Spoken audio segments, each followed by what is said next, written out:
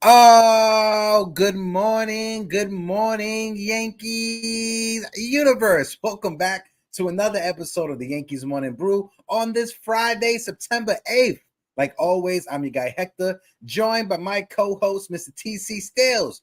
Check out the intro, and we will be right back. Really, y'all don't know this, y'all in danger. I'm a threat. I'm a gamble with your life, cause you know that it's a bet. It's a bet. You know I ain't letting up, my foot is on your neck. Take my word for it, it's a promise and a threat. Really, y'all don't know this, y'all in danger. I'm a threat. I'm a gamble with your life, cause you know that it's a bet. It's a bet. You know I ain't letting up, my foot is on your neck. Take my word for it, it's a promise and a threat. Oh, like I said, good morning, Yankees universe. Welcome back to another episode of the Yankees Morning Brew. All you Yankee fans out there, wake up and get your coffee. And like my guy TC is mouthing off over there, he likes to do sign language sometimes. It's my birthday on this Friday, September 8th. I am 34 years old. Shout out to the chat. We appreciate all you guys. Shout out to everyone who text me, message me, birthday wishes. Shout out to my brother Pete Simonetti over there on NYYU, who shouted me out over there on the stream this morning. Shout out to my brother Celso Porto, who I was literally talking to at midnight when the clock turned midnight. He wished me happy birthday. But appreciate everybody in the chat. TC, appreciate you as well. Just so you guys know, I just came back from a tour at Yankee Stadium, and I just gotta say, shout out to my girlfriend for getting me. This is the best birthday gift ever. I was able to go onto the field at Yankee Stadium. I was able to go into the visitors' dugout at Yankee Stadium. Amazing time. Highly recommended. If you can't afford it, make sure you guys go on that Yankee tour. You guys in the chat, salute. Anna Marie LeBeau. I wish you was coming out tonight so we could celebrate the birthday, but appreciate you for wishing me happy birthday. Yankee Kyle in the chat, I appreciate you. My friend Samantha T, appreciate you. Uncle Grandpa Tats and the Pinstripe Chronicles, I appreciate you. Tat says, good morning, TC, and happy birthday, Hector. That's my grandpa, Uncle Tat. That's right there. That's right. And we can't forget big time Jerry. God bless you, Hector, and many more birthdays to come. Absolutely. My guy, NFE, who is in the building. Oh, look, I know that profile. TC Stills. Happy birthday, Hector. Appreciate you. My guy, Dev Finch, salutes you. My guy, salute. 3 capital S's. We appreciate everyone for tuning in. We got 18 people in the building. If you guys can, please smack that like button. TC, how you feeling, big fella? I'm feeling good, but first of all, want to wish you a happy birthday. You know, I'm glad you had a great time. Your best girlfriend, but you know what? You're the best co-host a guy could have. Appreciate you, buddy, for, giving me the opportunity. But again, happy birthday. Thanks to all the people in the chat wishing the happy birthday to this guy. He deserves it. He's a great guy. Great what he does in the industry, in YouTube and Yankee content. Man, this guy. And I'm so glad you had a good tour of the stadium. That's well-deserved. Well-deserved, buddy. Yeah, thank you, bro. Thank you. Hopefully, and I was letting people know in Pete's Discord, I left the message for Aaron Boone by the dugout phone for the bullpen. I left the message there. I wrote it on a little sticky paper. I love you, sir. Don't forget that. No. Yeah. Anna Marie says Hector doesn't look a day over 25. Oh, I appreciate that, Anna Marie. Yeah. I appreciate those kind words. Shout out to my guy, G Money. Gideon is in the building. Gideon, hope all is well. Salute. 3 capital S's. My guy, Yankee Kyle's in the building. Mike Pellegrino. I'm sipping on some Pellegrino and some iced tea right now as we're talking. Yeah, I got salute some coffee, though. Salute to my guy, the Pellegrino man. But we got to talk about the Yankees. The Yankees lost. Hopefully that message that I left for Aaron Boone tonight, brings up his feelings when it comes to it. But before we start going into the spiral of, we got too happy too soon, we still can make it, right? When you look at it, in the month of September, we are 5-1. Yes, Carlos Rodon, he laid an egg. We'll talk about it as well. But I want to highlight something. I have a friend, a mutual of mine's on TikTok. She dropped the video yesterday after John Boy's video went viral about what do the Yankees need to do in order to make the postseason. I'm going to play this little clip, and TC and myself, we'll be back to talk about it. Just hold on 1 second. Here we go. I saw John Boy's video, but I thought for my visual learners, 23 games left in the season, which means our boys, the kids, they gotta go 18-5 to get this done. This also means they can only drop 2 to Toronto. And before everyone comes for me, who are the most dangerous people in this world? The ones that have nothing to lose and everything to gain. Tigers, easy peasy lemon squeezy, we take tonight. Brew Crew, it's at home, the kids are feeling good, we're on a good streak. We'll say 2-1. Now we gotta go to Fenway. This might be a little bit hard, but I'm gonna go 3-1. Austin Wells' first homer in that series. Dominguez is gonna homer. Judge is gonna go on a tear. Pirates, we sweep. The Blue Jays have been falling off a little bit. We're gonna take 2. I don't know if anyone in the NL really wants that last wild card. D-backs, sweep, get out the brooms. Each time we've played Toronto, we've come off a sweep. 2-1 again. The final regular season series, sweep. Which brings us to 19-4 down the stretch. Now I was a bit more ambitious. I got my running shoes on. Let's do this. And you heard how she was talking about going 18-5, right? At the start of the video. At the end of the video, well, how she predicted it out was 19-4. So even with the loss last night against the Tigers, if the Yankees take 2 out of 3 against Milwaukee, we take 3 out of 4 in Fenway, we sweep the Pittsburgh Pirates, we play Toronto and take 2 out of 3, Arizona we sweep, then Toronto again 2 out of 3, and we sweep Kansas City. That's 18-5 right there.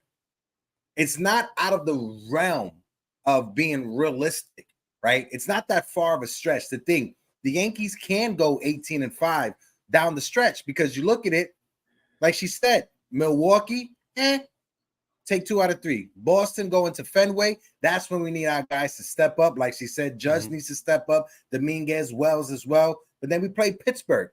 Then we got Toronto again.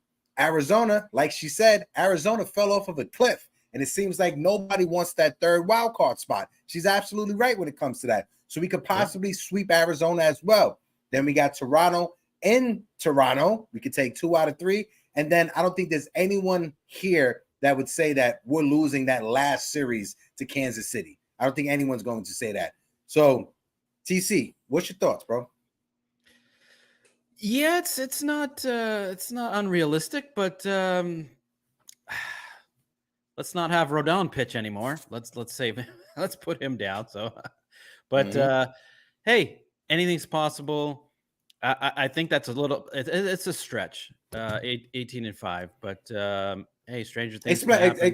Explain. Where do you see the stretch at? Let me know in the schedule. I don't know if we're taking 3 out of 4 in Boston. That might be a split. Toronto, we might lose 2 out of 3 at Toronto. They are a better team right now, but that's where even though they have a losing record over the past 10 games. Yeah, they play us tough. They got a tough lineup, and they're still hanging in for the wild card. They're right there. But I mean, yeah, a lot of pressure on them though. A lot of pressure, and Yankees don't have because both teams, Boston and Toronto, over these last 15 games, they've been struggling. They've been playing 500 or under 500 ball. Both of those games, both of those teams, I should say. So yes, again, I see it. I see what you're saying. I see what the people in the chat are saying. Yes, Carlo Rodon, he sucks. We'll talk about that later on. But there's a possibility, right? Am I going to go to the bank and put some money on it? I don't know. I may go to the bookie and probably put $20 on it, because if you look at the odds right now, if you go out and place a bet, it's 35-1. So that means if you go on to any of these sports betting website and you place a $20 bet that the Yankees could make the postseason, if the Yankees make the postseason, that's $700 in your pockets off of $20. Yeah. Sure. You know, be smart. Don't go over $20. Don't be me and try to go for $100 and get $3,500 back. You can't do that. No. So just play it smart. Put $20 on it. Hey, you never know. You could be walking away with $700 at the end of the month. You roll the dice, man. You take chances. Come on, you $100. Now I got my other guy from Twitter, my guy Barkley on Twitter, and he's more of a not out there, but his take is more something that I can't see happening, right? So he said the Yankees are now 70-70. They need to go 20-2. Hold on. Because now everyone and their mother wants to call me for my birthday. He said the Yankees need to go 20-2 over their remaining 22 games. Hold on. I'm sorry. Just everyone and their mother's calling me now. They need to go 20-2 over their remaining 22 games to get to 90 wins and likely the playoffs. They now need to go 11-11 over the last remaining 22 games to be 81-81. That's just to avoid their first losing season since 1992. I definitely think we're going to do better than 11-11 over the next stretch of 22 games. 20-2, I'm not sipping on that Kool-Aid. What's your thoughts with that, TC? And shout out to my guy. I want to shout out Ness, the baseball guy, as well. Yes, Ness was in the chat yesterday. I appreciate you, Ness, for telling me happy birthday. Salute to you, my guy. Damian Serrano's in the building. I appreciate you. Retired war vet is in the building. My guy Alan Landsman is in the building. Shout out to my guy Sean Browning. And I can't forget my guy Anthony Medina, mi hermano de la Isla, with Medina. The 1999 super chat. Medina says, "What's up, Hector? Hector, have a great birthday, bro, and God bless you, brother. And can't wait to see you again at the event. Saludo, mi hermano Medina. I appreciate you, my bro. And like always, send my thoughts and prayers to your pops, my guy. Just always know that, and I appreciate you, bro. My guy NYY News El Numero Uno Ruben. What up, my guy? Salute to you. We got Li Yankee King in the building. My guy Li, how you doing? Salute. But no, TC, I want to get your thoughts on it. Go ahead, bro. Sorry to step on your toes. Yeah, 20-2 is a stretch. I mean, the 18-5 is a little bit, more realistic. 20-2, that's gonna be almost impossible. I know the kids are playing well. Last night was a bump in the road. I know Rodon had a terrible start, but it's a possibility. Not the 20-2, more like the 18-5. I'm not sold on the 20-2, but stranger things have happened, and you don't know.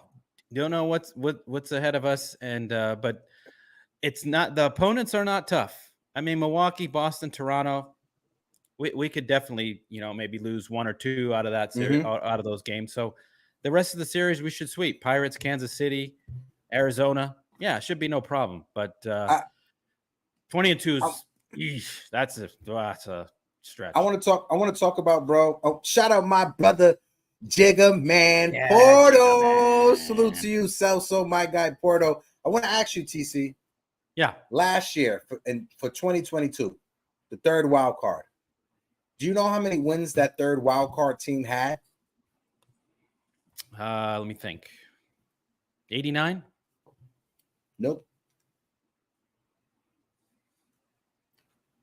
87? Lower. Wow. 85. 86 games. Tampa Bay was able to be the third wild card by just winning 86 games. If we go 11-11, we get to 81-81. That's just 5 games off from 86. So that's 16. That's not even 18-5. That's 16-7. If the Yankees go 16-7 down the stretch, we could get to 86 wins. And that's what that's the amount of games Tampa won in order to get that third wild card spot last year. So I know a lot of us would think, we got to get to 90 wins. Last year, Toronto, first wild card, 92 wins. Seattle, 90 wins. Tampa Bay, 86. You want to take a guess at the National League wild card? The first wild card team was the Mets with 101 wins. San Diego, second wild card team. How many wins do you think they had? 90. 89. Philly, who went to the World Series. How many wins do you think they had as a third wild card team? 89. 87. Okay. So now, are you in? Are you brought in? Are you brought in? I think you kind of pulled me in there. It's because my friend on Twitter, on TikTok, she said 18-5 or 19-4. If we go 16-7, we get to 86 wins. That's what Tampa did last year in order to get that third wild card spot. I want to shout out some chats real quick. Shout out my brother Pete Seminetti from NYY Underground. Salute, salute, salute. 3 capital S's. My guy Pete, this is funny because after I got out of the tour, I jumped in the cab to head back home to start the show. I had to be back. So as soon as I got in the cab, I turned on my phone. Pete's stream, all rides was going. Yeah. Right when I turned it on is when everyone in the chat was saying happy birthday, Hector. Yeah. Pete gave me a big shout out. I appreciate my bro Pete. He said he shared a birthday with Garrett Cole, and he said, I want to shout out my brother Hector for his birthday. My guy. More than Garrett Cole. Guy. He loves you more than Garrett Cole. More than Garrett. You know, I love Pete as well. More than Garrett Cole. I'll tell you that right now. And I want to shout out Uncle Grandpa Tats. You didn't have to do this. You didn't have to do this. With the $49.99 super chat. Enjoy a drink on me tonight, my nephew. Uncle Tats, I don't drink, but I will take that and go buy me a new Pokemon game that I've been eyeing for a while. So thank you, Uncle Tats. I appreciate that. Appreciate that, Uncle Tats. And hold on. I got my guy Celso will be joining us in 10 minutes. I got him backstage right now working. Oh, but he's ready to go now. Let me get a thumbs up before I bring you up. That guy in here. He get me the thumbs up. Oh, what it do? Oh, he's getting ready. He's getting Ladies and gentlemen in the chat, everybody please join in for a nice little happy birthday to Hector. Happy birthday to you. Happy birthday to you. Wave the white flag. Happy birthday to mi hermano, my best friend. I love you, Hector. Happy birthday to you. Wave your towels. I love you too, bro. I love you too, bro. I'm chilling, baby. Chilling, baby. Just came back from my tour at Yankee Stadium. Had a good chat. We got Medina dropping the super chats. Uncle Grandpa Tats with the super chats as well. Ooh, we got birthday super chats. Birthday super chat. Yeah. Birthday. Drop them. Drop them. I love. Look, I'm gonna share it. I love Hector so much. I'm gonna share it with everybody. Hector was so excited about his tour this morning. I knew he was. He was calling me first thing in the morning, and I was dropping a deuce. All right, and I still answered that phone call, and that man was like, "Let me show you." I'm like, Hector, I'm taking shit. Hector, he just all right. Good morning to everybody in the chat. What's up, bro? How was the tour?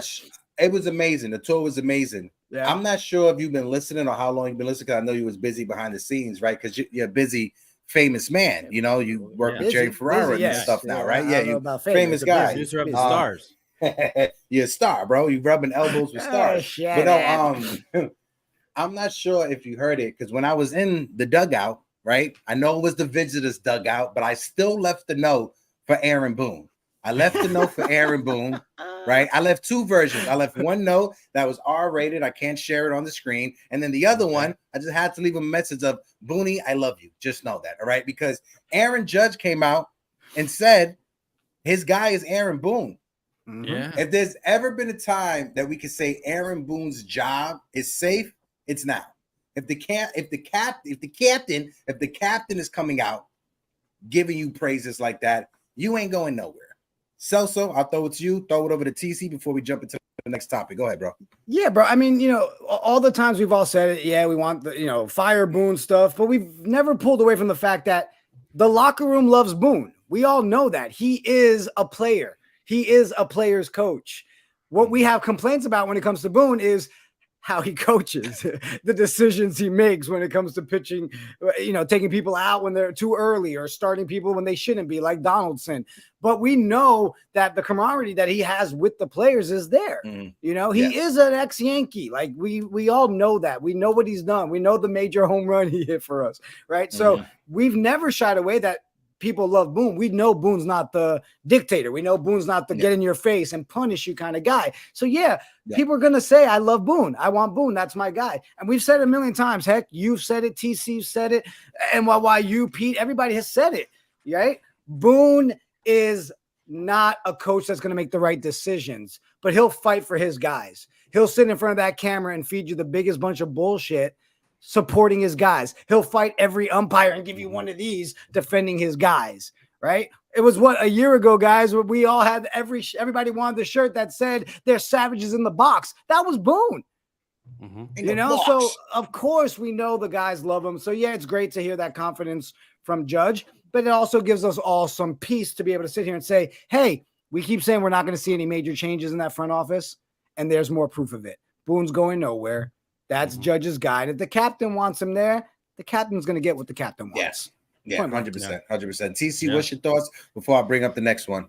Yeah, I mean, Jigga, man, you summed it all up. I don't know how to follow that, but you know, if this is hilarious. Well, that means Boone has more job security than Don Francisco. Okay. No, but so if us fans look at it different than the players, we want someone's head when we're not doing well. That we've got to blame the manager, blame the owner, blame the the GM, whatever. A lot of it falls on the players, though. It's just a bad season. They've just had a bad season overall. All the veteran hitters, nothing went right. Injuries, so forth, whatever. So that's what we want. We want the manager gone. The players love him. It's a safe space for them. Like you said, he defends all his players. He loves them. He just, he'll say anything to cover them up, cover for them in the press conferences and everything. So anyway, if we got another Boone or another manager, he'd be Boone 2.0. They're just analytic driven. They just look at books. So he just looks at the books, looks at all, he's just reading the notes, reading the stats. So that's how he manages nowadays. I don't think the manager has a lot of say anymore. It's the GM in the front office. So he's just the PR guy for them. So Judge loves them. So hey, let's see what happens. What I like about what you said right there, heck, that TC says is, think about it. If they did get rid of Boone, and again we get that filler spot, you also take the risk of having that guy who's just the filler guy who doesn't get along with the players. So you got to think our players as well know, hey, if they're going to go bring another guy in who's just going to be a monkey see, monkey do whatever I say, why not keep the guy that we know actually has our back, that we actually get along with, right? Yeah. But then you also have that little speculation of, is that your guy because he's not going to bitch at you? Is that your guy because you're not going to get penalized for stuff? We'll never really know what's going on in that office. But for me, if the captain's comfortable coming out and saying, that's my guy, keep him here, then you know what? It's like, keep what you know, keep your friend closer. Let's not make the mistake, go grab somebody else that then ruins even the relationship with the guys. But at the same time, I do need some more accountability for being a manager. Agree. There's no accountability. Exactly. That's number one for me. I just want to point something out. Shout out to my guy, Sean Browning, who's in the building. And guys, also, we got 40 of y'all in the building. If you guys can, please smack that like button. But my guy, Sean Browning, breaking news, Aaron Judge was nominated for the Roberto Clemente Award. Make sure you guys go and vote for Aaron Judge so he can get that. So shout out to Sean Browning for putting that in the chat. And also shout out to my guy, Mr. Rod Thompson, with the $9.99 super chat. On the surface, his managerial record is respectable. However, his record doesn't tell the entire story. And that is an absolute fact, Rod. I'm going to just leave that right there on the screen. But I also wanted to bring up the fact that you guys talked about, especially TC, how the front office, the coaching staff, it seems like baseball had a shift. They got rid of the old school type of baseball manager, the Bobby Coxes of the world, the name whoever, Tony La Russa, even though he came back last, the Sparky Anderson, the Joe Torre type of, they got rid of those type of managers for the new age, younger, more analytic, more grounded to reality with the players. But the only thing that the Yankees didn't switch, they tried to switch the analytics. They tried to switch the scouting. They did everything to switch everything else except for that one spot that controls everything, the GM. If every other baseball team is bringing in the new model of GM, we switched it up with the manager. You switched it up with the analytics. You switched it up with the scouting department. You're trying to become like the Tampa Bay Rays. The only thing the Yankees didn't change was Brian Cashman. Brian Cashman is the only thing that's been the same and has not changed. Shout out to my guy, Alex Valerio, with two $4.99 super chats. He said, not letting me do the $9.99, so I got to do two. Shout out my guy, Alex Valerio. I appreciate that, my guy. Be a nice so, what's your thoughts on that? Like if the Yankees wanted to switch things up like every other team in Major League Baseball did, why did you leave the one relic of the forgotten days? But that's the thing, right? I mean, he is family to the Yankees. He is, you know, the only thing different is the last name. Like if they legally could change it, he probably would be Halstein. You know what I mean? Like adopted son. Yeah. Exactly. You know, so that's why we don't ever see that change. So when we're preaching, we want to see all these changes. It goes back to what we were talking about last episode when I was with you, Heck, is okay, let's start focusing on the other things. Fix your analytic department. That's not working. Fix your medical department. That's not working. You know, you made a change in the batting coach. Okay, cool. We've seen a little bit of betterness there. Let's see how that plays out over a full season, right? Facts. We're not going to get that change. And we keep talking about and asking for it, but the man's going nowhere. He is a relic, right? And what's crazy is, guys, we all know it. If next season turns around, because I said it this morning in Grandpa Uncle Tat's Pinstripe chat room, I said they brought the kids up to appease us as fans. Yes. And to save face and make sure they had a little bit of ticket money still coming in and said, hey, you know what? They're right. We suck. Things are going horrible. But it literally takes making one or two smart moves here in the offseason to help us build out a roster, bring us another lefty bat, help us in that bullpen, bring us a real closer, you know?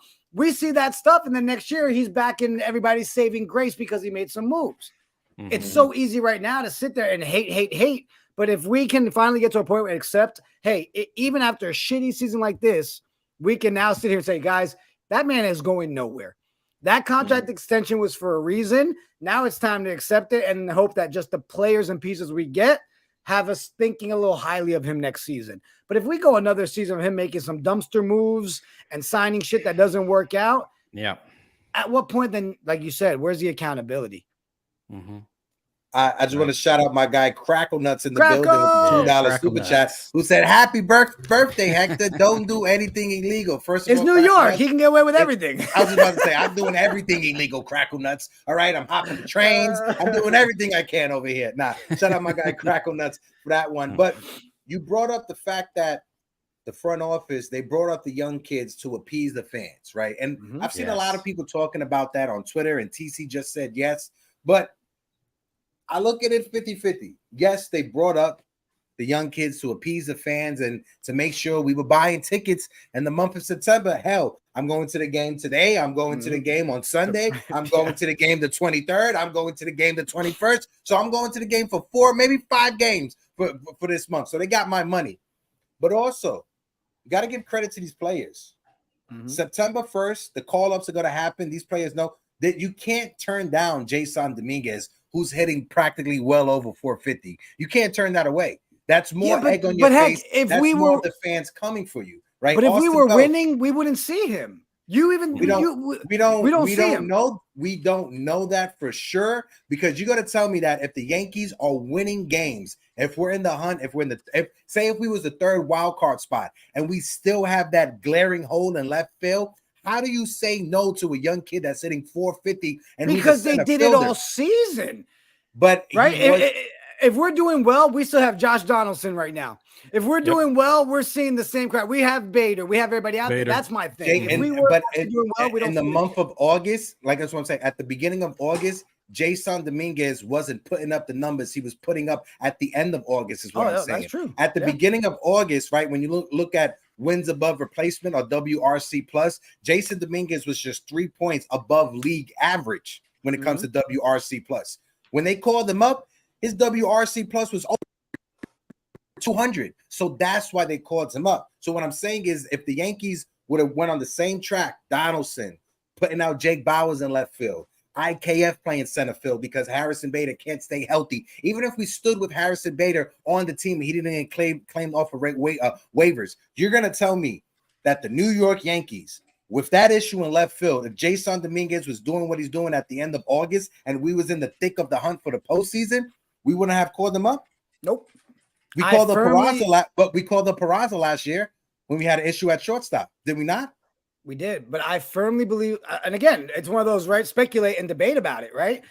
You know me, bro. I know your man crush for Dominguez, and I've always been like, I hope we see him soon. But every big name guest that you've brought on this show, when that topic has come up, I mean, most of them were preaching 25 possibly. being when we see him. Middle of 24, right? So to me, it's if we were on a roll, if we were doing well, I don't trust that this front office would have brought him up or Wells, period. Right. And you and I, oh man, I think it was on Get Yanked where we talked about the fact that we wouldn't have seen these young guys because they want to save them for marketing material next season, like they did with Volpe, right? Have that moment of calling up the Martian and make the money of the hype and all that, right? From the business side of it. So I would love to believe that this front office, Hector, that you're right, that if we're on a run and we are too used to at this point knowing that they block the shit out of our young guys and they make them wait and don't bring them up at the right time. That's why I still feel they wouldn't. The reason why I believe that they would have, and I'll throw it over to TC to get his started. The reason why I believe we would have is because we called up Oswald Peraza last year around this time, right? And even with Peraza, he was playing sporadic at shortstop. He still finished the season hitting over 300 last year when he came up for a small sample size, right? So Peraza, when he got called up, wasn't putting up the numbers Jason Dominguez was putting up when he got called up. So that's why I'm saying that there's no way that I can believe that as much as we complain about Cashman, we complain about the front office, I don't think anyone in that front office is that stupid and that dumb not to call up a kid to play left field. He even got to play center field. I'm going up for the hypothetical that Bader is still on the team. Even with Bader on the team and you got Bowers and McKenney playing left, the Yankees, the majority of the season, Jason Dominguez's time was split up between left field and center field. They had him 50, so they was getting him ready to get used to being in left field at the big league level. That's all I'm saying. Just comparing how we call it Peraza. No, I want to get I agree TC's with take that. on it Go ahead, also. Yeah, I'm gonna have to agree with Celso on this one. I if we had those players still and we were in the hunt, there's no way they would have said he didn't have enough time in the minors. Because what do you have, 11 games in AAA? So they would have made that excuse. There's no way we're bringing him up yet. We're in the hunt. Peraza got just a taste. I mean, that was nothing. I mean, and then he gets sent down. So they would have just left him alone and said, get your at bats in. We'll save you for next year or possibly the year after that. There's no way. Cashman would have went out and picked up these guys that were just let go, like all the Angel players that got let go. Those would be the first guys that he would get rather than bringing up a Dominguez or a Wells. So I'm not buying that he comes up. We wouldn't have been able to get them. We wouldn't have been able to get them because it goes by record. Yeah, but he would have tried to get some of those guys before. We wouldn't have done that way before bringing up a kid. But we wouldn't have been able to get any of them because we don't have the worst record in the American League. You can only pick up waiver players. It goes by the record. That's why Cleveland was able to pick up players off of the waiver wire because they had one of the worst records in the American League. So the waiver wire, it goes by record. Reds didn't have the worst record. They got Bader. The thing for me, Heck, what did you say, CJ? I said the Reds didn't have the worst record and they got Bader. But they have a worse record than the Yankees. They're in the NL Central, which is the worst division in baseball. But they're still one of the wild card that teams. were worse than them. So I don't know. Yeah, I think honestly, Heck, the reason I'm so on the other side of it because I want to so badly believe and not go against the birthday boy on this Friday, Hector birthday day. Right. But you're asking me to believe that a man that let us start a season without an actual left fielder. There you go. To make a decision after years of watching him block all of our young prospects or give up on prospects that ended up turning out to be great things. You're asking me to go against everything I believe that man that I don't trust for shit would have made the decision to play a kid that we all know should be here and he's proving he should be here. Okay. And pisses me off even more because we're watching what we were begging for a month ago when we were actually in the race. Now we're in the, oh my God, maybe. And then we freaking see what we saw again last night.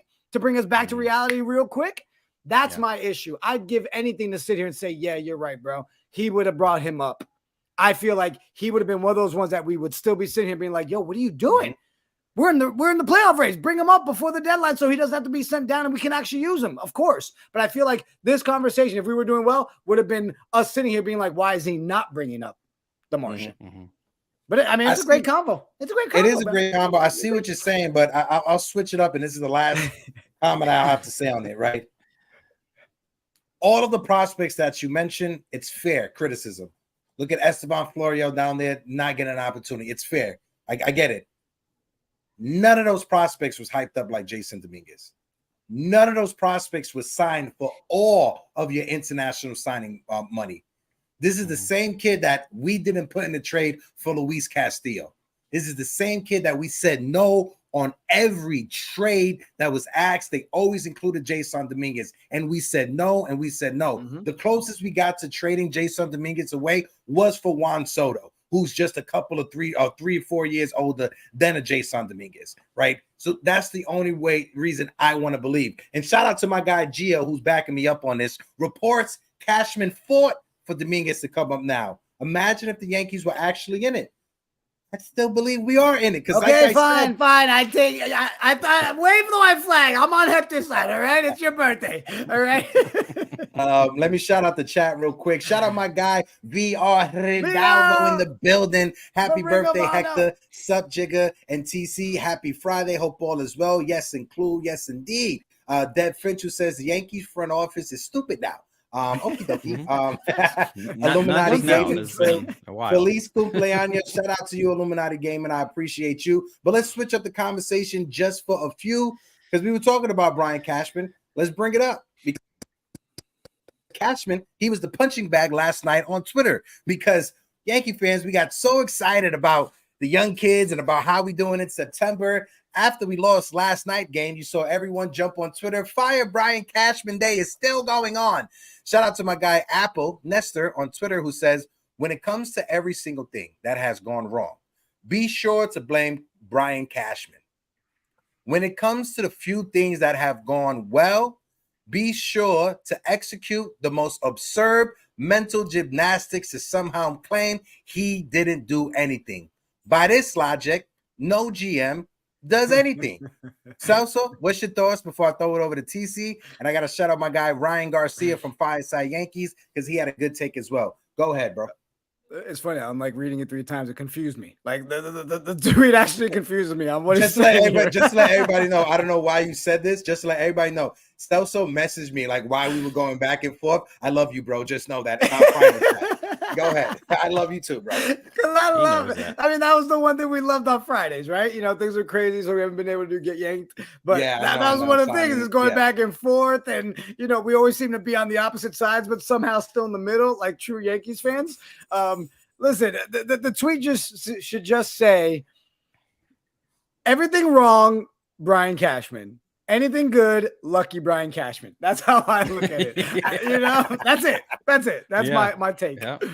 Yeah. And like retired war vet said, just give Cashman a promotion and just switch. Have it be Sabian and Minaya. Have it be 2 guys for that one job. The man's not going anywhere. Put him up there on your wall. You know, make him that. He's not going anywhere. I want to shout out Johnny Jimenez in the chat, who says, "What's up, Jigga?" And don't kill me. Listen, Johnny, shout out to you. It's all love over here, my guy. Go ahead, TC. What's your thoughts? Yeah. I mean, pretty much right. Yeah, anything wrong is Cashman. Everything right is his lucky little dumpster diver moves that he turns a Luke Voigt Jason into a Lang. star. Jason Lang with the $2 happy birthday super chat. I apologize, Jason, for not acknowledging this. Go ahead, salute my guy Jason. Go ahead, TC. Yeah, I mean, he gets his 1 out of every 5 guys he picks up. It becomes something, and he gets lucky. I gotta say that a lot of this falls on the players. It's just bad season overall. Cashman should have got more athletic, like they said they were gonna do, and they should have brought up more kids earlier.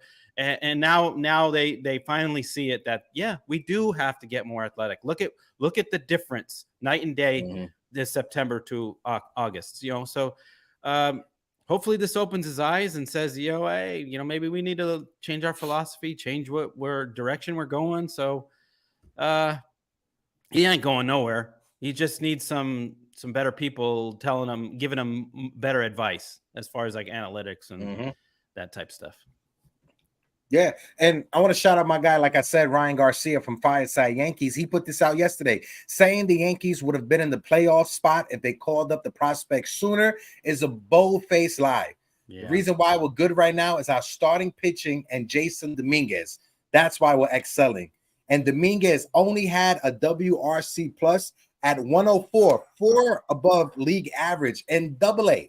You got to remember, he started the season hitting well below 200 for the first 2 months. And then afterwards, he hit 350 for the remainder of the season to bring up his batting average in AA to about 250 to 260, respectable. He came up to AAA, and he was on fire in AAA. So shout out to my guy, Ryan Garcia, and then my guy, Tom, as well on Twitter.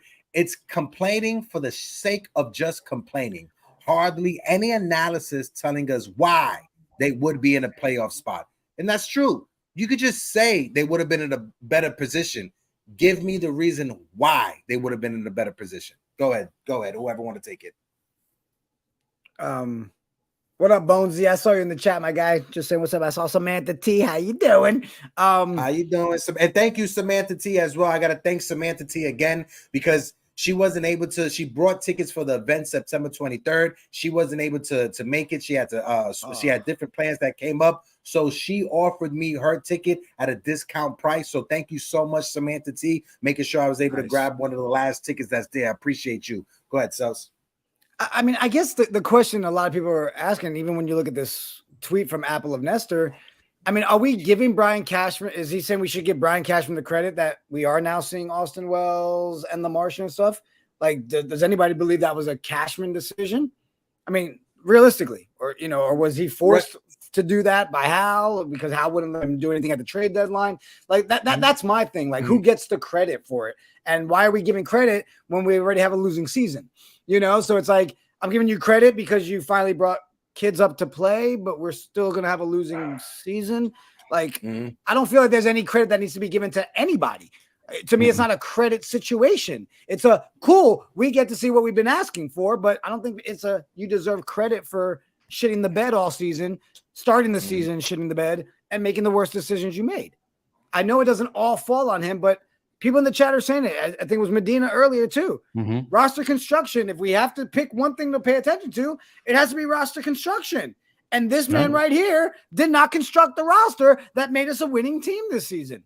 Point blank, period. Yeah. I got to go. Hector, I love you. Happy birthday. I, more, I will call you after the show. I will see you guys this afternoon.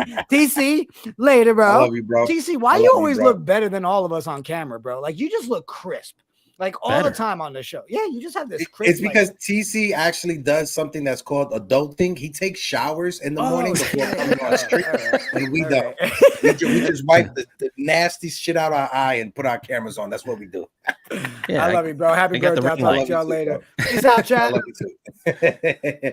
But also, I want to bring this up and I want to ask you, TC. So, I see people in the chat talking about how, and then we're talking about Cashman. Who do we give credit to then when it comes to it? Do we give credit to Hal or do we give credit to Cashman? Because I know earlier in the season, if we was pulling the guillotine to Yankee Stadium, we would have had two of them, one for Cashman and one for Hal Steinbrenner right now. If we have just only one guillotine, who is getting put on the chopping block of that guillotine? Is it Cashman or is it Hal? TC, let me know. People in the chat, if you had a guillotine, who is going on that guillotine, Cashman or Hal Steinbrenner? And for people out there, this is a pretend guillotine. This is a metaphor. We don't actually have guillotines anymore. This is not 1725 or 1450. Right. Go ahead, TC. Pretend. Yeah, Cashman for me because he's held responsible for putting this roster together. Hal's trusting him, to go out and get the right players, bring up the right people. Be in control of the farm system, have the right coaches in place. So it all falls on Cashman. So, and when the team is not performing and we see the non-athletic players and this year in particular, because they stood pat last year. They thought, okay, we made the World Series, or almost the World Series. We made the championship game, lost badly. But they stood pat. They really only got Rodon. That's basically all they did. And he's turning out to be a complete bust so far. So, all the moves that Cashman. But we wanted him, though. We wanted Rodon. No, me included. I myself. Go ahead, right? TC. I'm sorry. Go ahead. Yeah. No, I mean, we did. We all wanted Rodon. We screamed for an ace behind Garrett Cole, and unfortunately, it's not working out right now. But as far as the offense goes, Cashman just let Benintendi walk. Said he was going to get more athletic. We we pick up Bowers, we pick up Calhoun, we pick up. I mean, these guys were just kind of just fill-ins, and they're not major league guys you want starting in left field. We don't have a closer. Where third base was a disgrace with Donaldson, just awful offensively. So we kept the same non-athletic strikeout or nothing guys, did nothing, and this is what you have. So now we bring up all these kids, and it's a whole different look of the team, which should have been a mixture at the beginning of this season, and he didn't do that. So he's learning his lesson right now. But if I have to give some, a guillotine to someone, it's Cashman for sure. Okay. Well, I think the chat, they all agree with you. We got retired war vet who's saying Cashman. My guy, Sean Brown, and make sure to get the disclaimer out. Absolutely, Sean. Right, Frank Rivera, who says Cashman. Samantha T. Cashman. Yoan Seco's in the building, Cashman. My brother Medina, Cashman. Alex Valario said Cashman as well. Shout out to my guy, Anthony Garcia. I didn't see him in the chat, but he said Cashman as well. I think it's unanimous. I think it's Brian Cashman, right? And again, I know I was not defending fully Brian Cashman, but when you look at it, I always point out that since 2010 till now, even with Aaron Judge, our draft picks just haven't hit. Our minor league system has been probably one of the worst over the past 30 years, right? Yes, we after Jeter came up and the core four came up and everything like that, from 2000 and beyond, one of the worst minor league systems ever. What I am going to give him credit for, and this is something that L.I. Yankee King has said as well, our minor league system has never been this good. We've never had a minor league system that's been this stacked. Yes, I know we got excited when we traded for Clint Frazier, Gleyber Torres, we had Miguel Andujar. I get it. Those prospects didn't pan out. Greg Berg didn't pan out. I get it. I understand. When you look at those prospects and why they didn't pan out, Greg Berg, plantar fasciitis in his foot. Anyone gets that type of injury in baseball, you already know that's a possibility to be a career ender, right? In any sport, not just baseball. Clint Frazier, how many concussions did Clint Frazier have in the outfield crashing into the wall? Look at Anthony Rizzo. What concussions did to Anthony Rizzo, who started off the season on fire. Just imagine if Clint Frazier, if he didn't have to deal with any of those concussions, anything like that. Again, we don't know. I'm just saying hypothetically. Miguel Andujar had a nasty shoulder tear, had to get reconstruction surgery, was never the same. All those prospects failed because of injuries. Gary Sanchez, you could probably say, is the one that didn't pan out because he didn't have the mental or the heart. When you look at these prospects right now, I'm not saying Anthony Volpe is going to be a superstar, Hall of Fame player, but there's no way we can't look at what he's done his rookie year and say that he won't be an above average major league shortstop. Austin Wells as well. The way that his baseball IQ has been showing, not even the week he has. Today makes a week since the young kids were called up. And we already see how good Austin Wells is behind the plate. You throw in Everson Pereira, who had a double yesterday, a screaming line drive double that I didn't even think was going to be a double when he first hit it. These prospects, give them time, and let's see what happens with them. TC, what's your thoughts before we switch it up? Yeah, totally agree. I mean, you nailed it. A lot of those prospects didn't work out because of injuries and certain circumstances. The big disappointment for me was Andujar. I thought that kid was he was going to be a superstar when he first came up. All the doubles. I mean, he was in the running for Rookie of the Year. I mean, that's to me the biggest disappointment. The other guys unfortunately didn't work out. Injuries. They happen.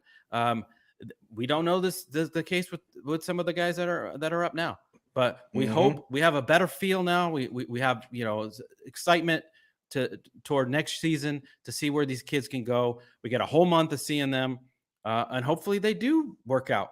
But maybe some get traded in the offseason. they perform and we like somebody else. We need a closer, so maybe we give up on one or two of these guys. We need a third baseman, or we need a left fielder. If Dominguez moves to center or left, if we get Bellinger, there's a lot of scenarios that have to work out for us. But yeah, we do have a great farm system right now, and maybe that's credit to Cashman. We can give some props to him finally. And TC, I want to ask you. You can't tell me that when Greg Berg first came up before any of those injuries, you can't tell me that we didn't think Greg Berg was going to be one of the next great Yankee left-handed hitters inside of that stadium. We all thought his first year when he hit like 20 home runs when he first got full playing time in the first season. Sweet stroke, amazing. Yeah. Plantar fasciitis, it takes that balance away from your back foot. And it was his back left foot. He hits from the left-hand side. That's your low foot. That's where you put all your weight before you go forward. Again, you can't predict injuries. Everyone has to deal with injuries. It's about bouncing back, and none of the kids were able to bounce back off of the injuries. And I know this it's not going to be just trying to have flowers and just always support Brian Cashman. No, we got to be objective, down the middle. That's what it is about being someone who covers sports, or if you're someone who went to broadcasting school or journalism school, you know you got to be down the middle. You can't let your emotions or feeling take control. So since I was giving a little bit of flowers to Brian Cashman, now it's time for me to rain on the parade, because Bryce Harper, he had his 300 home run with the Philadelphia Phillies. What could have been?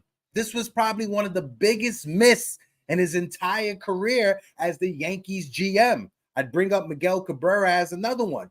But if we would have had Bryce Harper, if we would have added Bryce Harper instead of going after Giancarlo Stanton, oh my God, just imagine Bryce Harper. I'm going to shout out my guy Sneakers and Speakers on Twitter. Shout out my guy. Bryce Harper hit his 300 home run today. 5 years with the Phillies so far. He's a 287 hitter, a 395 on base percentage, 537 slugging. He's hit 115 home runs, 349 RBIs, 932 OPS, and a 149 OPS plus. He won an MVP in 2021. He has an AAV of 25 million. What we're paying to Josh Donaldson. What we would have done with the right field porch at Yankee Stadium, got to be one of Cashman's biggest miss. TC, go ahead, bro. Yeah. No, by far, huge miss. He was one of those generational guys coming up, like a Trout, an Ohtani. Like he was, man, left-handed hitter, right field porch, perfect for the Yankee Stadium. Young, he already has a World Series championship. I mean, this guy was, he was everything. He was everything the Yankees needed.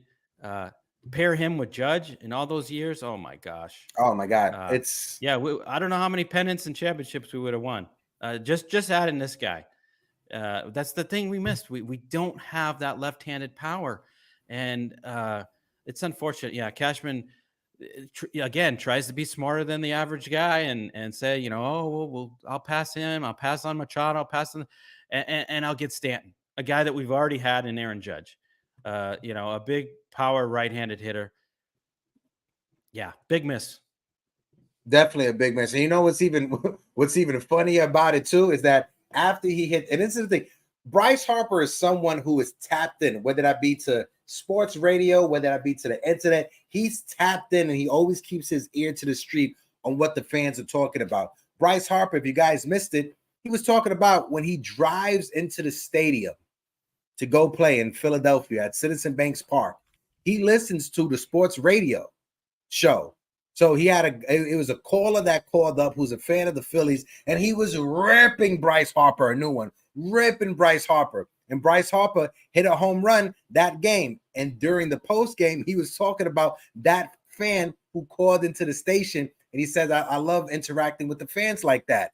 If Bryce Harper was doing that in New York City, driving into Yankee Stadium, listening to WFAN, listen to Brandon and Tiki, or listen to Tierney and Tiki, or listen to Evan Roberts and Tiki Barber right now.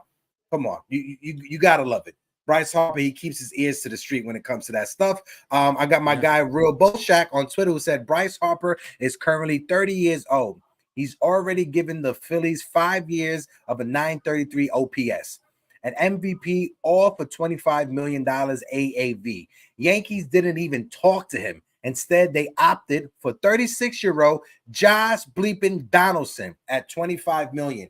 And it's that famous quote that's circulating from Brian Cashman, who said at the time, we're not going to just sign Bryce Harper because all of you guys are expecting us to sign Bryce Harper. It makes no sense. We got 6 outfielders. We got Jacoby Ellsbury. We got Clint Frazier.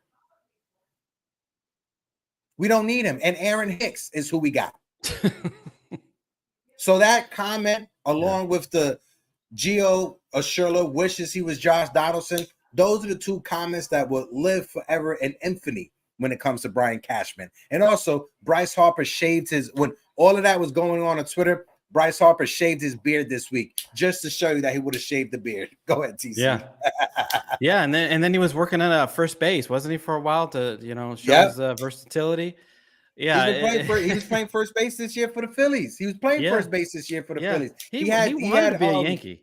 He had Tommy John surgery in his throwing arm. So what did he do? He got the surgery, and instead of sitting out rehabbing, he was playing first base. Yeah. No, I mean, he deep down wanted to be a Yankee. It's unfortunate, Cashman just thought, he knew better. I'm that's not the guy I want. We're all saying, what are you not seeing? Perfect guy for us. Yeah. I don't know what he was looking at. Shout out to my guy, Jake L. That's in the chat. Imagine Harper instead of Stanton. Absolutely, Jake. Illuminati Gaming also said, and he wanted to be a Yankee. That's the thing. His father grew up a diehard Yankee fan, grew up a diehard Mickey Mantle fan. Bryce Harper, when he was being featured in magazine when he was 12 and 13 years old, he was talking about how much he loves Mickey Mantle and respects Mickey Mantle. That was coming from his father. It was a perfect storybook, would have been Bryce Harper to be a Yankee. But because everyone was expecting the Yankees to do it, Brian Cashman decided to pass on it. And this is going to be one of the biggest mistakes next to not trading for Miguel Cabrera of Brian Cashman's tenure as the GM of the New York Yankees. Yeah, and I think a Cashman move would to be bring in Harper when he's 35, 36 years old. That's a Cashman. My guy somebody in the chat put it. My guy Sean Brown put it in the chat who said 38. Go ahead, DC. My fault. No, I mean that's his move over the hill, like the Donaldson. What was Donaldson? 37, 38, same thing. Bring in, I'll pay him $25 million after his career's almost already over. I mean, what are you thinking? He does it over and over again. He brought in an old Randy Johnson, brought in an old Kevin Brown. We're getting these guys way past their prime, and it doesn't make sense. I hope he learns his lesson. I don't know. I don't know if he will ever, but he just tries to do things against what fans want. To me, that's what I see. We scream for Bryce Harper. He goes and gets, Stanton.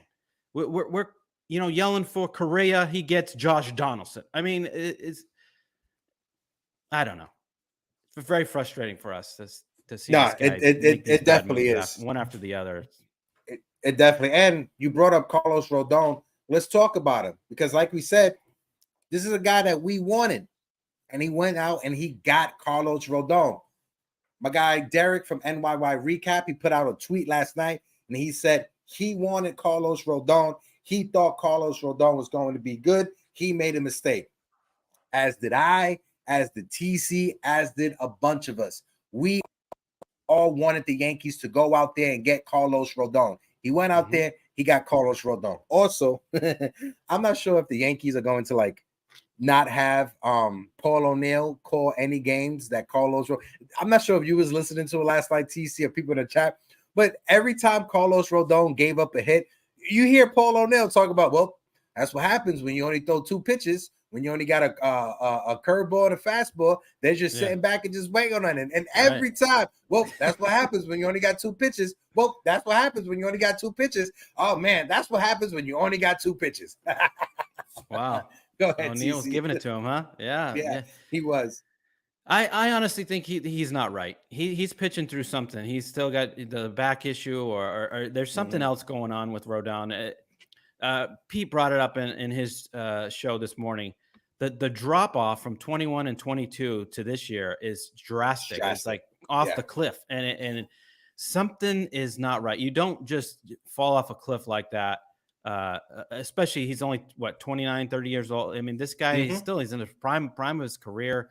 There's an issue there going on, and he's hiding it because he wants to be out there. He wants to prove that he can still pitch. It's been a wash year for him. I mean, he's only how many starts? 9-10 starts this year. Yeah. It's been awful, and he didn't start off on the right foot, with the bad start, and he's blowing kisses to the fans, and it's just been one of those forgetful years. And I would just sit him down, just rest him the rest of the season, get him right for the through the off season, get him ready for next year.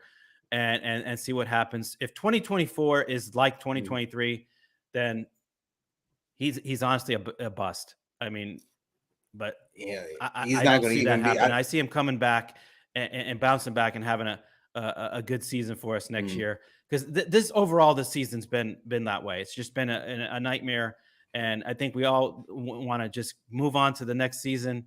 I know there's hope of a playoff.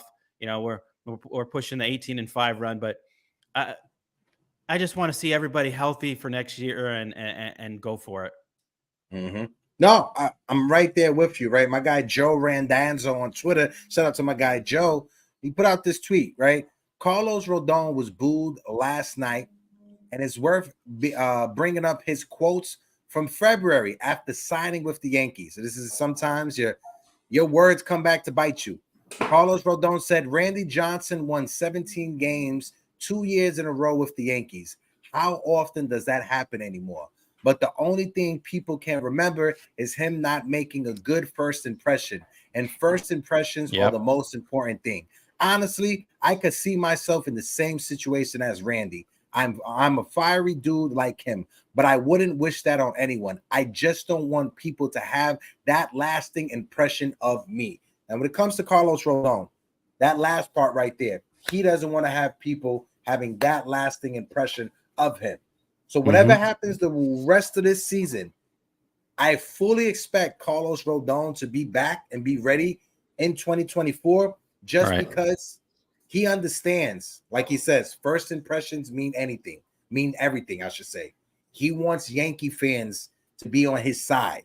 I truly believe Carlos Rodon put this year, throw it in the garbage, it's washed. Next year for 2024, we'll see a better version of Carlos Rodon. This year, you could tell something is up. It's just he just doesn't have it. Now, just to be fair, he is coming off of 2 solid starts back to back. He did have 2 solid starts back to back before this hiccup against Detroit. I know it was against the Tigers, one of the worst teams in the league, but let's see what happens in his next start out there. And I don't know if you want to. No, I just want to bring up my guy Evil Empire, who says, is it crazy to say that Carlos Rodon's performance this season has been more disappointing than Severino's given the circumstances? I want to ask you, TC. I want to ask the chat as well. Who, for you guys, had a worse season, Rodon or Luis Severino? Go ahead, TC. No, I think it's more disappointing in Rodon's performance because we all wanted him. He signed a big free agent contract. We've seen what he did in the past with the White Sox and with the Giants, and we had all these high expectations. Severino, we kind of knew what he was, and he wasn't that same pitcher anymore. So we didn't really put a lot of stock in him. With Rodon, it was a huge disappointment to me. But I was going to ask, what do you think about him pitching to Higashioka yesterday? Do you think that had anything to do with it? I know there was maybe issues there, or I don't know. Maybe because credit to Kyle Higashioka as well. Credit to Kyle Higashioka, but his last start, it was Austin Wells, and it was against Houston. And Austin Wells was able to keep him calm and cool while going against Houston. Kyle Higashioka, there's a reason why Garrett Cole doesn't want Kyle Higashioka to be his catcher anymore, and he would rather Ben Rohrback. There's a reason for it, right? I'm not trying to shit on Kyle Higashioka, but I think he doesn't call a good game back there. Yeah, I honestly do not believe it. And for me, I honestly would say it's more Severino. Severino to me is more disappointing. One, because we already gave Severino a contract extension, right? We knew he was injured last year, right? We've been waiting for Luis Severino to come back and be healthy ever since we gave him that contract extension, and he hasn't. This is the first year from Carlos Rodon, and we came into the season knowing that he was already injured. So that's why I say, for me, it's more Severino than it is for Rodon. Yeah, I mean, both performances have been bad, but I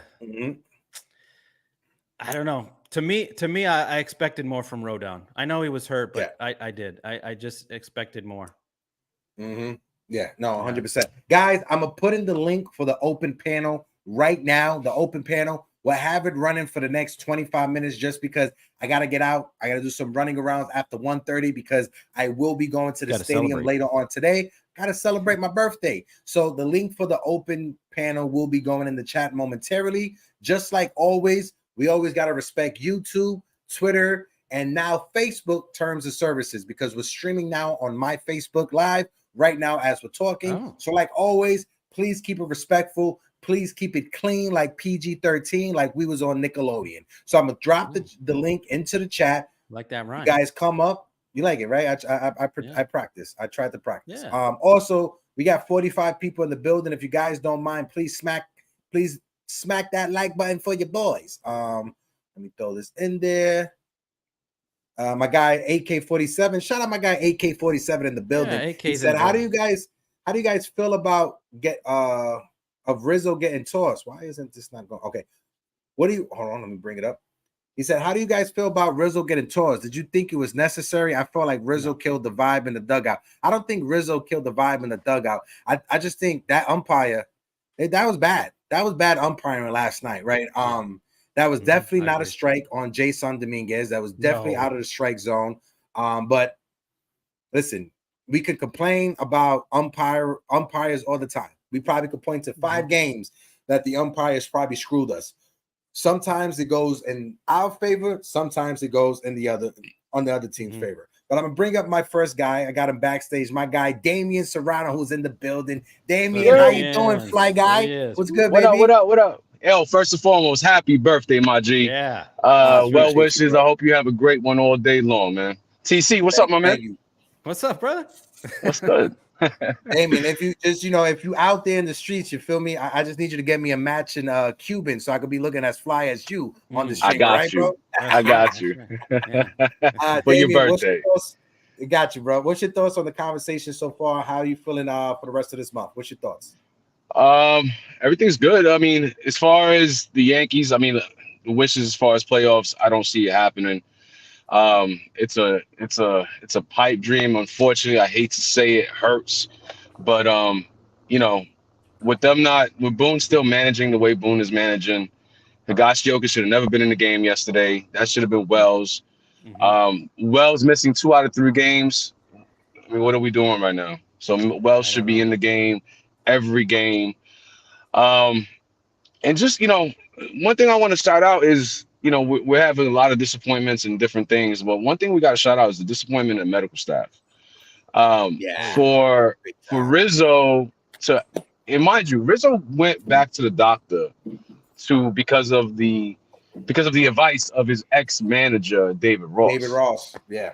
And if that didn't happen, then God forsaken, he would have still been playing. Yeah. He would have still been on the field. So all these people we need to get rid of. The first people we got rid of, Dr. Ahmad. See you later. Goodbye. Because you're putting all these players, their careers at risk. And for Rizzo to sit there with a concussion for all these months, and for the Yankee staff to say, oh, he's fine. And then for somebody out of the organization to have him go, not only that, but to see his doctors, not the Yankee staff, but his doctors, man, that's eye-opening. That's a damn disappointment. That can't happen. That can't happen. Damien, I always keep pointing it out. And you guys in the chat, you guys know that I worked 5-6 years as an EMT in the Bronx. I worked out of Bronx Lebanon Hospital right there on the Grand Concourse. The fact that the medical staff, they took a man in Domingo Germán who was shit-faced wasted, and they threw him in a sauna As Exactly. an EMT, if I go on to a scene and I see it's summertime and someone's wasted drunk, I got to bring that core temperature down. I get him into the ambulance. I'm taking out the ice packs. I'm putting them in his armpits, and on his neck. I'm not throwing him in a sauna to sweat out. To me, that's negligence in the highest order. That's how somebody loses their medical license for doing something like that. And granted, Domingo Herman, was he an idiot for being drunk? Oh, yeah. We don't know what he's dealing with. I know his uncle passed away. That took a toll on him. We don't know what that man is dealing with mentally, right? So he needs to go get his help, not for baseball, but for his life, right? Yes. So I don't think he'll be on this team next year. He needs to get himself right. Thank you for the perfect game. Thank you for the memories. Just get yourself right. I just think the Yankees, like you said, with that medical staff, somebody needs to take accountability. And you brought up Kyle Higashioka, and I want to bring up my guy LI Yankee King's chat that he brought up. He says Carlos Rodon has a record of 1-5 with an ERA of 7.90 and 36 strikeouts and 8 appearances with Kyle Higashioka as his catcher. Like I said, there's a reason why Garrett Cole doesn't want to throw to Higashioka anymore. There's a reason behind it. Hold on 1 second. I want to bring up some more people to the open Rodon panel. worked well with Wells in the rehab stints. Yeah. Even He loved, like he you loved said, Wells. Damien, I don't care that it was a left-handed pitcher. You put Wells out there. I don't You got to care see what he. Bingo.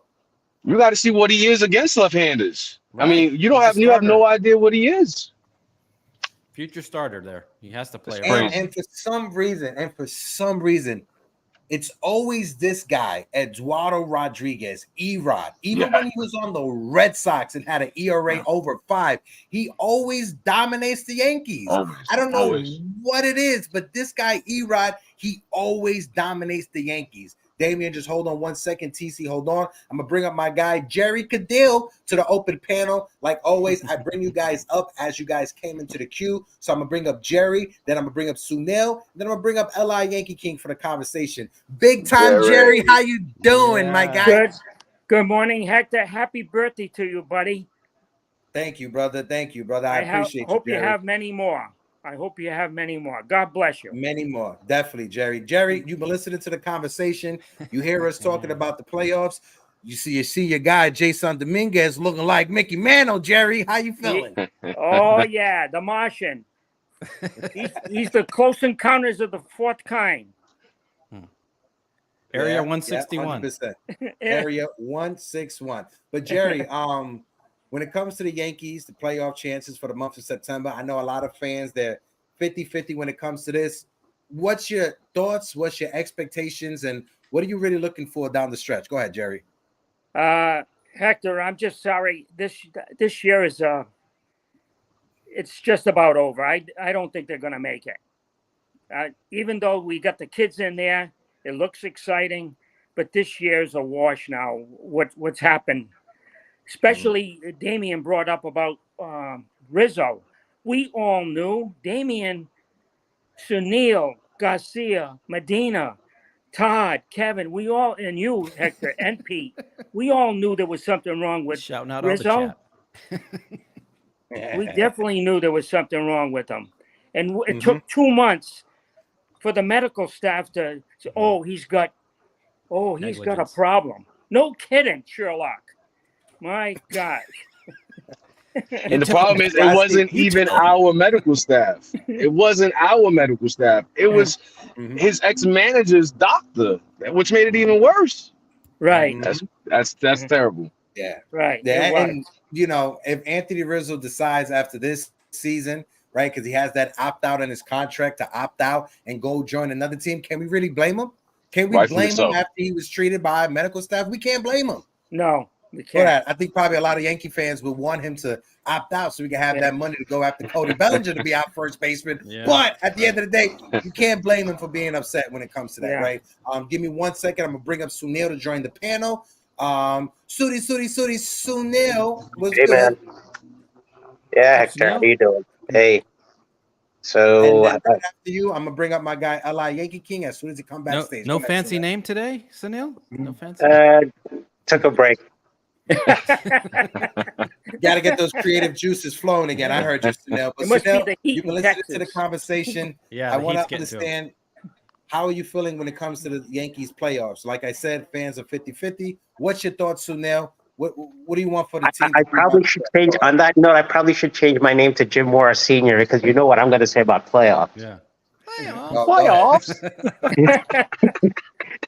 So first things first. What I want to address, that guy who said 20-2.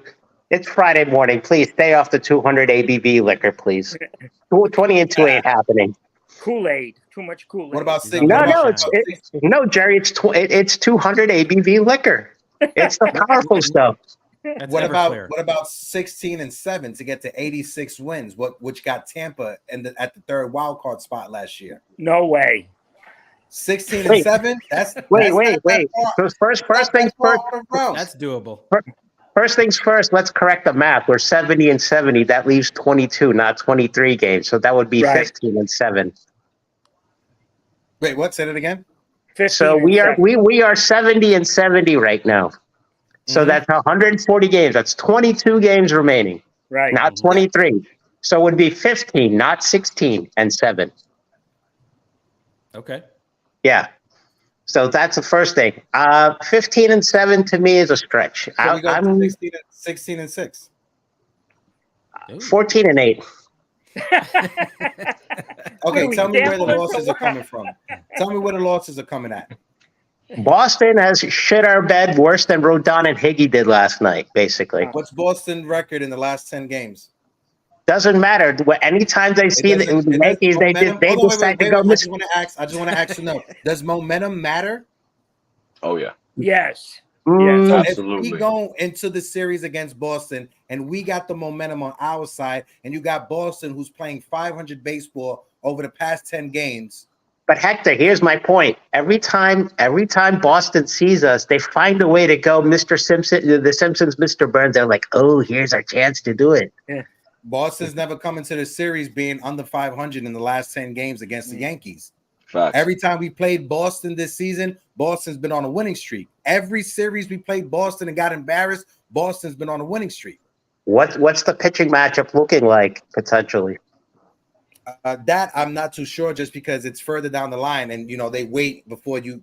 But that's the Over next the series next right 5 after days, yeah. Milwaukee, right? No, we got. I think we got Pittsburgh, if I'm not mistaken, or we may have Boston. Hold on.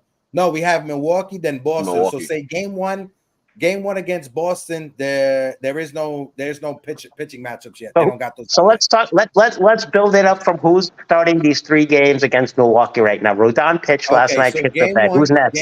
Game one against Milwaukee would be Severino, Luis then Severino versus Ray. Luis Severino has a 6.75 ERA. The starting pitcher for the Milwaukee Brewers has a 5.07 ERA. Okay. All right. And then Then we got I'll say this: Game- we can make the playoffs if the Yankees take another famous quote. And like the playoffs quote, there's another quote in football. Somebody said, "You play to win the game." Hello. right. So if Aaron Boone plays to win the game, then we might have a chance. Davies great leveraging point right Herm there. Edwards. Like, oh man. Yes, sir. Game two against Milwaukee, Michael King, 2.88 ERA against Wade Miley, 3.33 ERA. And then the last game is Garrett Cole versus Corbin Burns. Burns has a 3.63 ERA, and we all know Garrett Cole's ERA is Good matchup. 2.91. Yeah, so that's a good matchup. Mm. For us to go 16-6 down the stretch, we just got to win 2 So out of 3 against Milwaukee.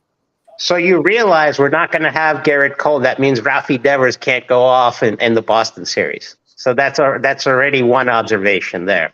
Yeah. Yeah. Okay. Cole, I think, started this 3-game series against Detroit that we just finished yesterday, right?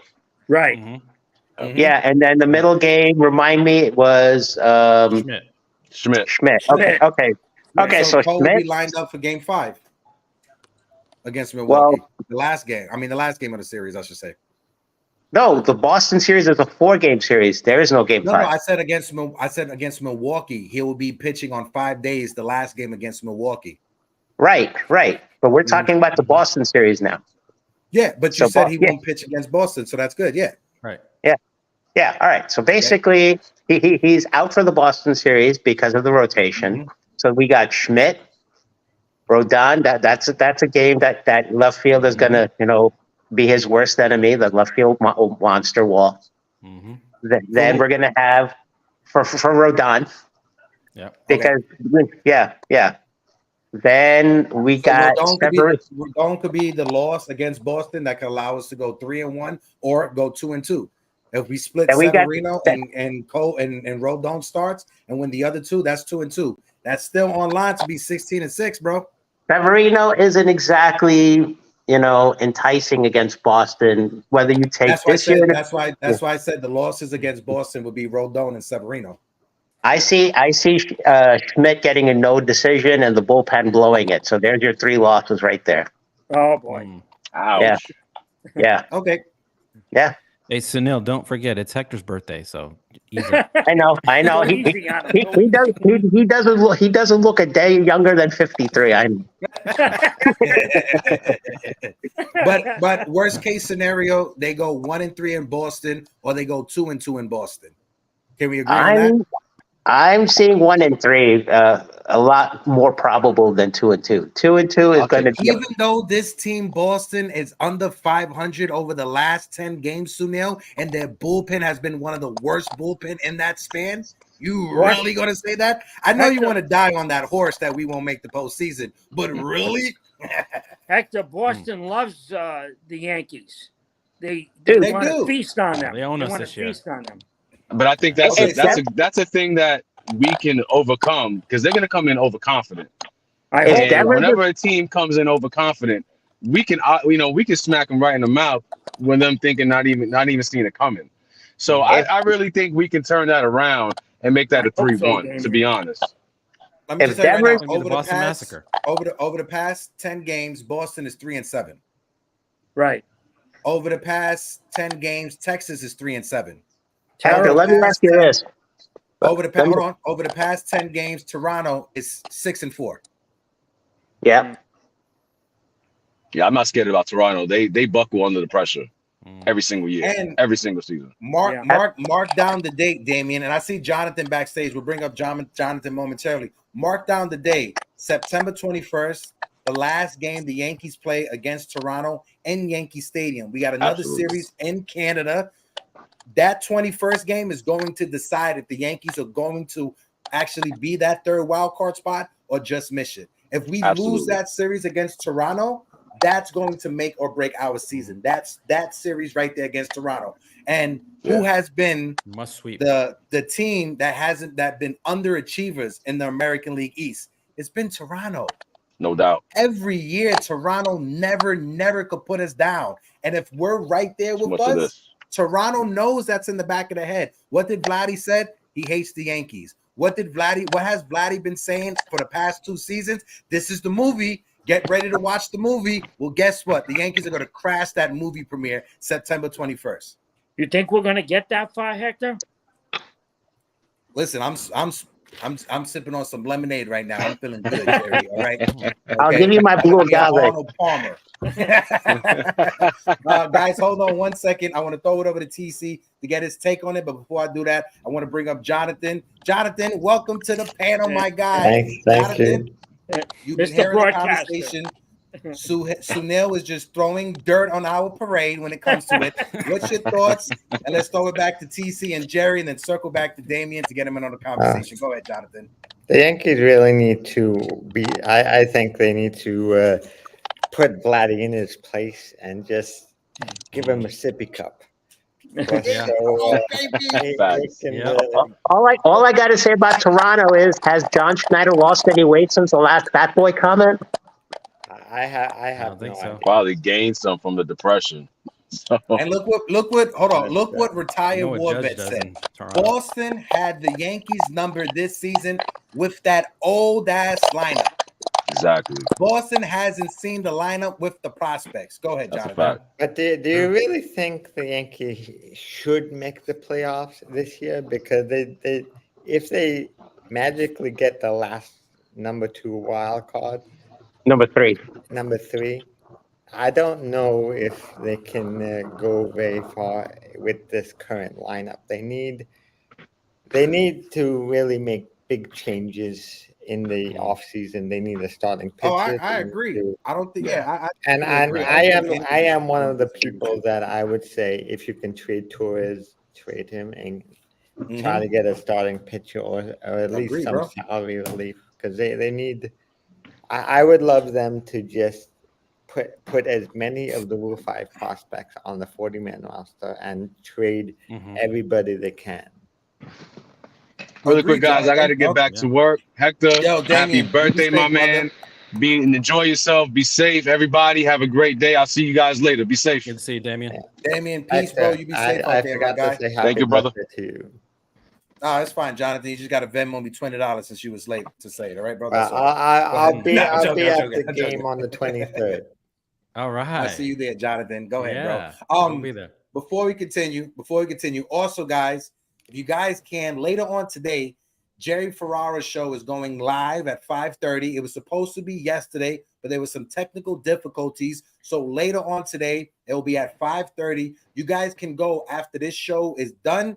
Go into our channel. Go to the channel section of the Yankees Morning Brew. You'll see Jerry Ferrara's channel right there. Go show my boy Jerry some love. Go subscribe and go support Celso over there producing it for him. Jonathan, go ahead and throw it over to TC, Jerry, and Sunil. Well, I'm also very happy to see that Wells got an opportunity. I'm happy to what I'm seeing with Wells. He looks to be a much better catcher than he was advertised. Because every time I heard about Wells, he was always this good hitting catcher with limited defense, kind of like the last year of Gary Sanchez, and his catching is a lot better. So I'm a proponent of bringing up more young kids. I don't know who else is on the it needs to be protected from the 40 man that not currently. Well, we got Ben Rice who's killing it right now. I would just bring up Ben Rice right now or Jared Cerna. I think Ben Rice needs a little bit more seasoning. If I'm not mistaken, he's with Somerset, so he'll be knocking on the door next year as a possible backup. Or if Anthony Rizzo has some struggles, the Yankees worked out Austin Wells at first base, so maybe we can see Austin Wells at first base with Ben Rice. I'm also very happy to see Dominguez. Dominguez is I agree with Jason from 161. The only person I would have ever traded Dominguez for was Soto, but since they didn't get Soto, I'm happy to see Dominguez. And if the Yankees are smart, I would love them to extend all these young kids for 7 years at a low annual value.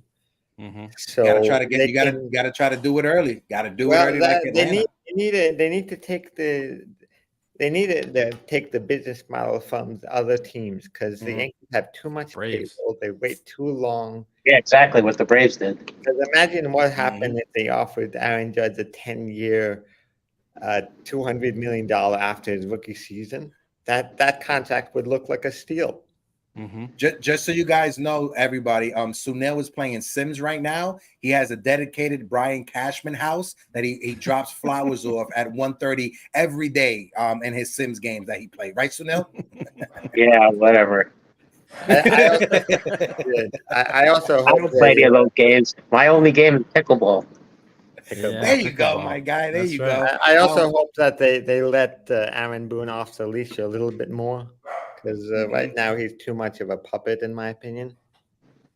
Give me 1 second, Jonathan. I just want to shout out some of the chat that's in there. My guy Philo Ramos with the Augustine Ramirez, who was a good one catcher. for us. Yeah, retired war vet got Clayton Beater, who should definitely have been sometime in this month, should possibly be up here. Anna Marie said they already subbed to Jerry. I appreciate you, Anna Marie. Also, my guy, Blood of the Panther, hit that like button, hit that subscribe button, ring that bell notification. Absolutely. It helps us out tremendously on the panel. TC, before I throw it over to you, let's switch gears to the Yankees offseason.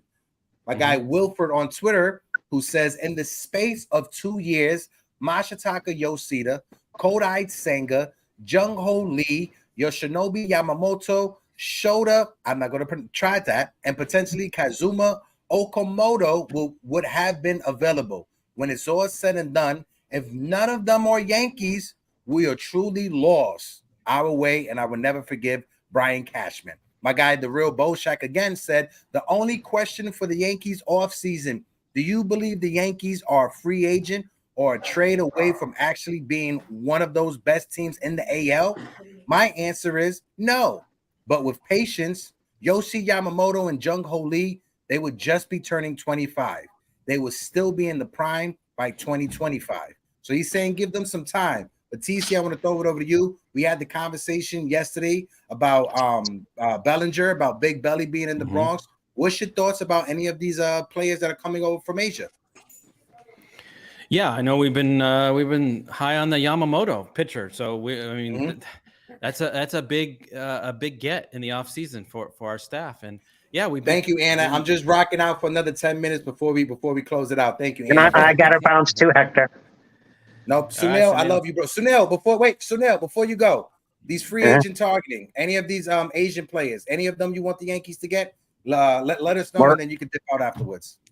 Yamamoto, and when Murakami comes up, well, Yoshida and Senga are already gone, so that's out of the question. Not sure about Imanaga, don't know too much about him, but I would want Yamamoto and Murakami when they're up, and I'll have to, look at what Imanaga and Okamoto are about. I haven't really watched too much of their play. Copy. Sunil, I love you, my guy. Appreciate you like always for always giving us support and always jumping on the panel. Peace, Sunil. All right. Right, Sunil. Later, fam. Go ahead, TC. Yeah. So, Lee is also interesting too. He's a comparison to Ichiro. Ichiro, yeah. So he'd be a good leadoff hitter as well. So we should take a look at that. And I know we've been yelling for Bellinger. He would be a perfect fit, and hopefully he's back to his his hard hitting ways. But yeah, in the offseason, we got to go for it. I don't know if we're 1 or 2 free agents away. We might need a couple more than that. But mixed in with the kids, I have a good excitement for next season. I have high hopes, and I think if Cashman smartens up, talks to the right people, looks at the right numbers, stats, analytics, and goes after the right guys, I really do think that this team is championship caliber next year. I really do. Yeah, 100%. Jerry, throw it over to you. Oh, there you go. Jerry, let us know what's your thoughts when it comes to the Yankees offseason. What do you want this team to do? Go ahead, Jerry. I want him to go after Bellinger because he's cheaper than Soto, and he'll fill the bill at first base and the outfield. They could switch off DJ and him at first base, and then he plays a good outfield, and he's a very good ball player. I agree with Jonathan on Wells. He surprises me because I thought he couldn't get runners out, but he was throwing runners out, and he's got a good bat. He's got a good bat. He looks really promising. He really does. Yep. With the infusion of the kids, it brings hope and excitement with this team. No, 100%. And talking about Austin Wells, his defensive metrics, his pop time above major league average when it comes to his pop time, getting up to throw, make that throw to second base. And when you look at it compared to what it was last year when he was making improvements, they said that he added an extra 5 miles per hour to his throwing strength, going from catcher to second base. So that right there, you see it. Now, the one criticism I have when it comes to his defense is his pitch framing, especially with the pitches that are high. If he can work on that, I feel Austin Wells will be special to what Jerry was saying right there. But Jerry, I'm going to throw it over to Jonathan just to get Jonathan's thoughts on it before you wrap it up. And I'm going to throw it over to TC to get his final words as well. Jonathan, you see the prompt, you see the conversation. Let us know what your thoughts is, Pop. Well, if I could get Yamamoto, I would go all in on Yamamoto. But at the same time, we need another outfielder, which I think I think next year Pereira could be the starting left fielder. I like what I see from Pereira. I think if he has better at bats, better play discipline, I think he could be a starting left fielder for years to come. But as for terms of what I'm seeing, I would say my top pick would be Yamamoto. I would love to see him in the starting rotation, and it would help with the Japanese market because Yankees are all about money. Yeah, a lot of They Also even as got a well, stupid patch because of money instead of getting a Japanese player. when it comes to Yamamoto, right? Kodai Senga, he was the top international pitcher coming out of Japan this past offseason. He signed 5 to 6 years with the Mets for $15 million a season. If we could get Yamamoto for 15 mil, let's boost it up. The Yankees got 85 million coming off of the books. We got 85 million coming off of the books. We can give Cody Bellinger 25 to 30 million. We could give Yamamoto 15 to 20 million. Let's focus on the high end. If it's 20 million for Yamamoto, 30 million for Bellinger, that's 50 million right there. You still got 35 million sitting right there for you to pitch out to anywhere else that you want to. And you know what it does?